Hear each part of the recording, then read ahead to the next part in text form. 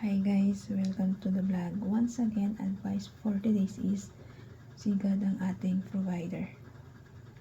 Kung isa kang taong problemado, wala nang maisip na paraan o makasurvive para sa mga alalahanin iniisip o utang mo, problema mo o kasawian sa buhay mo at pasakit, bagabag at anxiety at inaatake ka ng tawag dito, yung problema na nakalimutan ko na.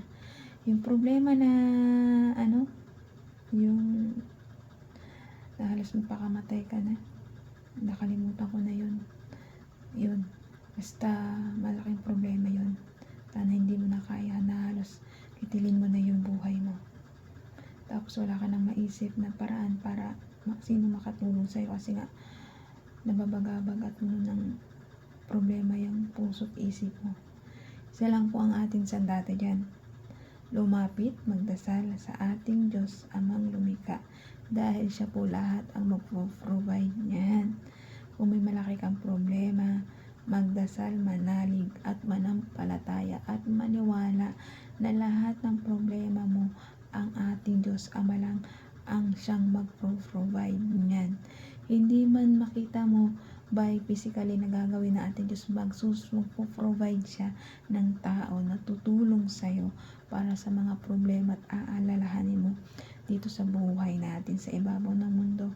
Wala tayong ibang lalapitan kundi ang ating Diyos amang nasa langit dahil siya lang po ang nag-iisa nating provider, dahil siya po ang Diyos amang may alam lahat ng ating problema at alalahanin dito at bagabag sa ating mundo. Dahil pag alam niya kasi nakikita niya na itong tao na anak ko na to, malalim ang problema, lumapit lang po tayo sa kanya at di siya magdadalawang isip na tulungan tayo. Naranasan ko po yan, naiiyak po ako. Kasi bakit po? Kasi last uwi ko po, siya po yung nag-provide sa akin na ma-provide niya po yung tuition fee ng mga anak ko sa kolehiyo. Kasi po, umuwi po ako last year na wala talaga akong dalang pera. As meron naman konti lang, 25k lang. Nagpa-repair pa ako ng bahay ko. Tapos, tuition pa ng anak ko. So, nagdasal, nanalig ako na ng palatay na pinasa Diyos ko na lang lahat na siya lahat ang magpo-provide yun. So, gumawa siya ng way ng tao para makasurvive ako.